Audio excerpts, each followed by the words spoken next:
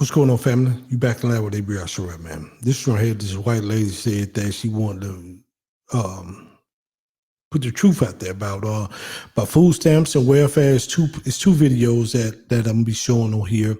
I'll be coming back giving my commentary, but I remember I had a comment on one of my videos probably about a month ago, and I started to call this person out, but you know, a lot of people just be trolling. They don't have pictures and none, so they just be trolling. They probably 30-some years old, sweating, living in their mother basement, no job, nothing going on. So a lot of comments I really just let slide because they be ignorant and hey, you don't matter to me anyway. Thanks for watching. Let me say that. However, this one person, the comment that they put on my video was the 13%, which is, everybody know black folks is considered 13% of the population, according to the census. And then they said, but the 13% use 90% of the resources. I'm like, that's not true. You know what I mean? But I knew it wasn't true. And statistically, it wasn't true, but they were just so ignorant and they were just trying to be just demeaning and everything. So with that said, I could care less about that comment, but I do thank him for watching. So let's get into what she's saying. She broke it down. She said what she said, and she's gonna show one video about food stamps and the other one's about welfare. Let's go. People frequently claim that immigrants and poor black families are living off the system. They're on welfare. They're mooching. But here is the truth. The majority of people on public assistance in the United States of America are white, and most of them have jobs. They just don't make enough money to survive without a little bit more because wages are low, rent is high, a lot of jobs don't come with benefits anymore. You can't have a job without a cell phone.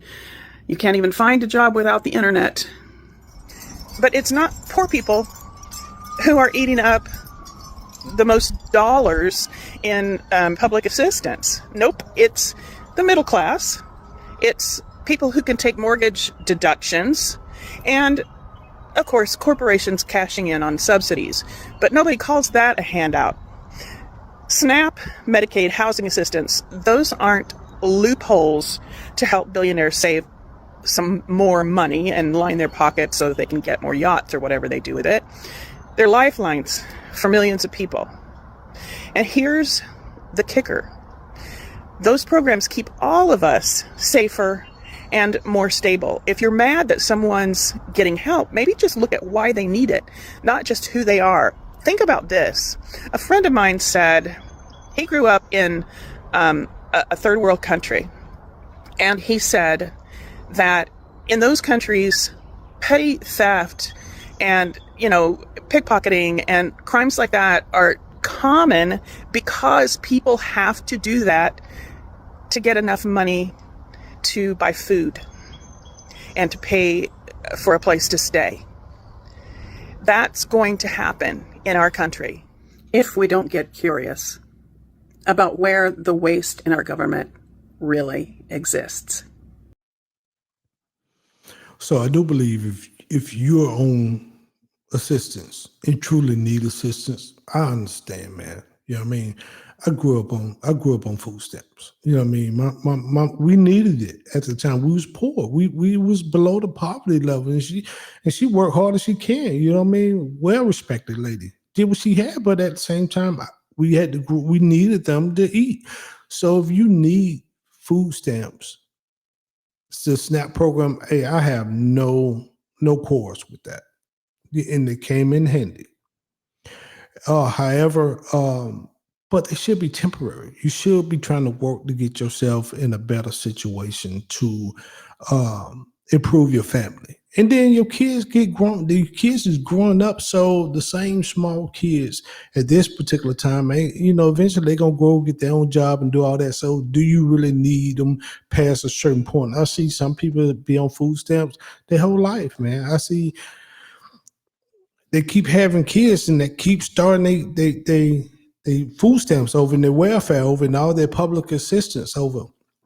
Now I understand, like I said, if you're a veteran and you just disabled and you're a disabled vet and and also if you below the poverty level, because a lot of people just don't make enough money, like this lady said, they just don't make enough money. And if you're making $10, $15 an hour, probably even $20 an hour right now, and you're trying to live on your own, you don't make enough money to survive. You don't. That's not a whole lot of money right now. With gas, with rent, with everything, man, that's a chunk coming out of your paycheck. And you get taxed on everything. You know what I mean? Just food has damn near doubled. You know what I mean? Rent has skyrocketed. 1 and 2 bedrooms is almost $2,000, depending on where you're living at, what side of town you're living at. Car notes, taxes, just everything, man. And everything come with a cost, from Hulu to Netflix to cable to you need a, like she said, you need a cell phone. You need something so you can keep a job going. You know what I mean? So yeah, it is expensive out here, and a lot of people need these assistance right now. So, but I just tell people that you shouldn't stay on it for whole life. You shouldn't stay on your whole life. They should be temporary, whether that's 90 days or that's 3 years. But move on, put yourself in a better situation when you get these assistants, so you can get off, and then somebody else can get on, whoever might need them. But yeah, there are a lot of waste also that's going on. So let's get into the next one video where she talk about the welfare program. So I posted about white folks on food stamps, and one thing I kept seeing was that welfare was created for white people. I knew that it was created during the New Deal, so I did some more research because I didn't really know the whole story, and I thank you guys for responding and helping me learn stuff. So during the Great Depression is when we saw the beginning of things like Social Security, unemployment insurance. But here's the kicker. When Franklin Roosevelt built those programs, he had to make deals with Southern Democrats in Congress, the same folks who were big fans of Jim Crow, to get the support of these racist white Southern politicians. The programs were designed to exclude farm workers, domestic workers, jobs held overwhelmingly by Black, Latino, and Indigenous people. So right from the start, Black and brown families were pushed out of benefits so that white people could get them. Then we move forward to the 1960s, and there's this war on poverty. It finally opened up welfare programs more broadly, and that's when food stamps became permanent. Well, permanent, we don't know what Trump's going to do to them, but they lasted a long time. And guess what? The minute more Black and brown families started accessing this help, the politics shifted. Welfare got a new image and a new target. By the 1980s and 90s, with Ronald Reagan and his gang, they pushed the welfare queen myth. That's a racist dog whistle meant to turn public opinion against safety nets by blaming Black women for poverty that white policies created. That's the truth, you guys. So yes, welfare was built for white people, and when others finally got in the door, they tried to burn the house down. If you want to blame the right people, you got to get curious. So she said what she said, and I respect that, you know what I mean? Because it takes a brave person to come out and break stuff down like that, because there's a lot of backlash, and a lot of people are going to be offended. Well, white people this and white people that, Black people this and Black people that, and Hispanic people this and illegal people this and Asian. You got a lot of people that just can't get past a person's skin color. They just can't get past it, man. And there's a lot of people that's just ignorant to the fact that, yeah, a lot of this stuff was pushed to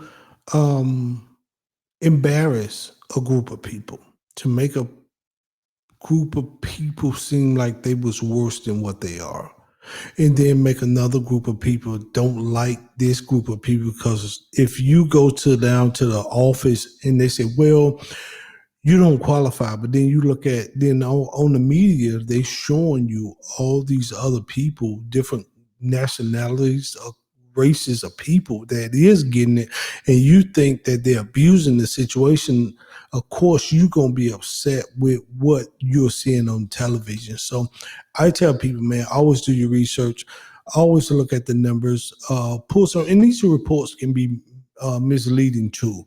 But definitely, man, the media can change your narrative and perspective on things, on certain things. So do your research and read multiple sources of things. You know what I mean? Because people always tweak some stuff. So with that said, man, like, share, subscribe to the channel. She said what she said. This link of her videos will be in the description box.